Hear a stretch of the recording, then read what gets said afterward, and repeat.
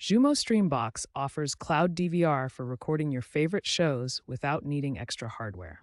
First, link your Xumo Streambox to a Xumo account. Ensure you have a stable internet connection. 25 Mbps is recommended. Navigate to the Settings menu on your Xumo device and enable the DVR feature. The standard setup provides 100 hours of free cloud storage. To start recording, find a show in the live guide and select Record for either a single episode or the entire series. You can manage and access your recordings under the My Recordings tab. The Xumo Streambox is also compatible with 4K streaming.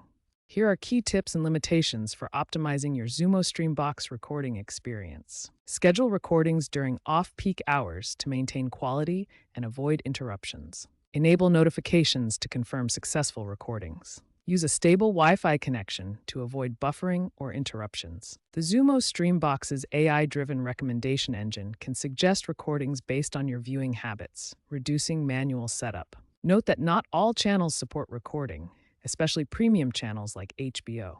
Recordings typically expire after 90 days unless saved permanently in premium tiers. Be aware of occasional buffering issues during peak hours. Remember to have a backup power source to prevent recording failures during outages.